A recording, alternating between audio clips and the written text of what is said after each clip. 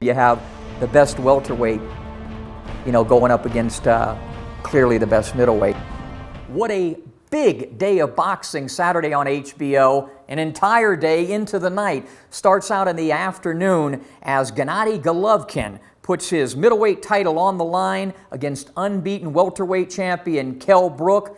Later on, from Los Angeles, it's going to be Roman Chocolatito Gonzalez taking on Carlos Cuadras.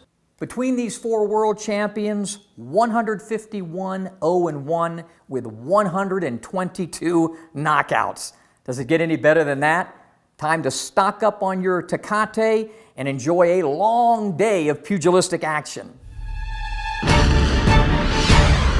And the crowd responds to Triple G.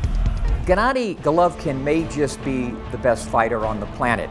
Here's a guy that had over 300, we don't know how many amateur fights, reported to be well over 300. And as a pro, he's unbeaten. He is just a complete wrecking machine.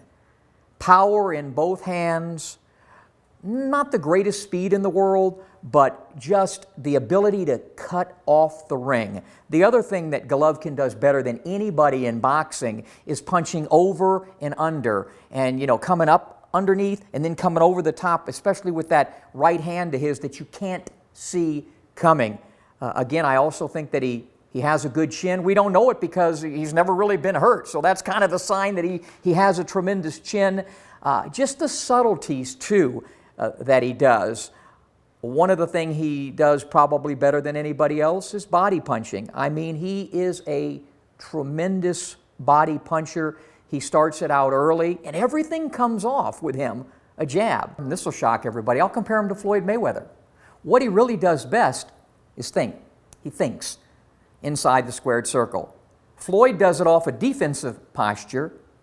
Gennady does it off an offensive posture. In other words, he's thinking about how I'm going to dismantle this guy in front of me, break him down, and take him out.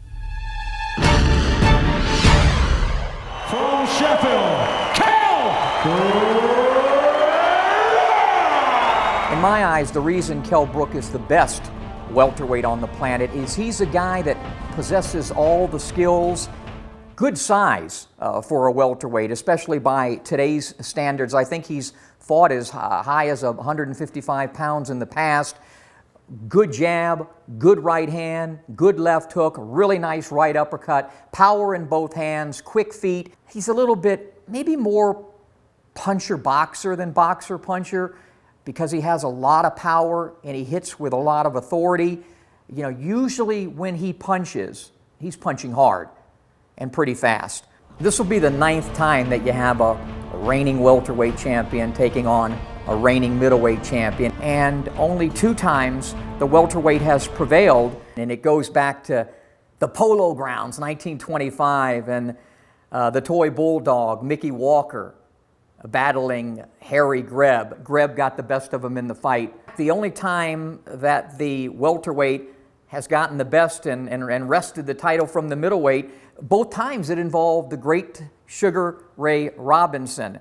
The first time, he took the title from Jake LaMotta in their 6th and final battle. And then Carmen Basilio, as a welterweight champion, was able to defeat Sugar Ray Robinson. The last time, 26 years ago, the Magic Man Marlon Starling took on Michael Second to None, and Michael Nunn at the time was a pretty good-sized middleweight taking on a sort of smallish, welterweight.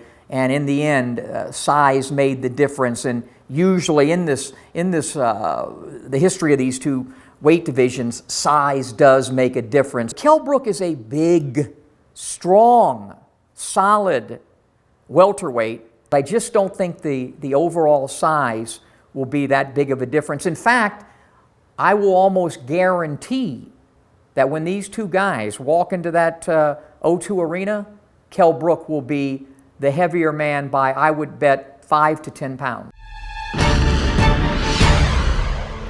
think what Gennady Golovkin has to do to win this fight is simply be himself.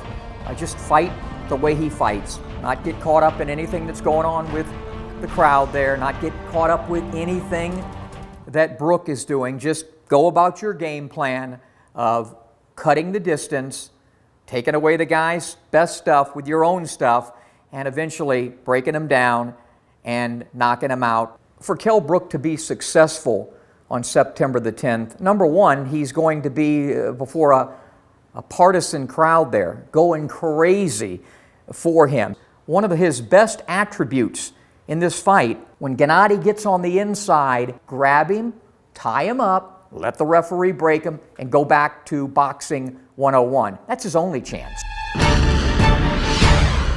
This fight will be one to really pay attention to early, and it'll be a fun fight to score, I think, or probably a difficult one, because I think Kell Brook, fueled by the momentum of that partisan crowd, is going to get off to a good start. He's a quick-handed fighter. He has quick feet.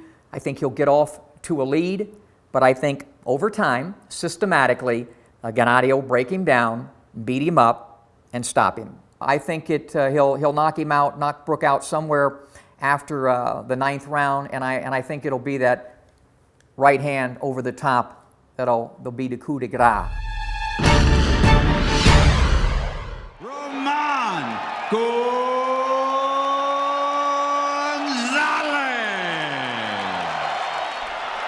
So just when we're recovering from the excitement that I think will be Triple G and Kell Brook, it'll be time to grab yourself another Tecate, because halfway around the world in LA is going to be Roman Chocolatito Gonzalez stepping up in weight to take on Carlos Cuadras, 80-0 with 65 KOs between these two. And this one I really think is going to be an excellent matchup. Cuadras is a guy that he's naturally 10 pounds bigger than Chocolatito. And as Roman's gone up a little bit, he's dominating, but he's not destroying anymore. And I think this guy is a bigger guy. He's quick, he's fast, he's got good movement. He's not a devastating puncher, but I think this will be a really, really close fight. I expect Chocolatito to win it because he's the best fighter maybe on the planet, other than the guy we will have seen earlier. But this will be, I think, Chocolatito's probably his toughest opponent. It's going to be a hell of a fight. So we've got a long Saturday of pugilistic action. We've got Triple G and Brook. Triple G wins the fight, retains his middleweight championship. Later on, we have Chocolatito and Cuadras. I like Chocolatito to remain unblemished. And again, those two, Gennady and Chocolatito, 1-2-2-1, 1-2-2-1, great fighters. Have yourselves some Tecate and enjoy the fights, everybody.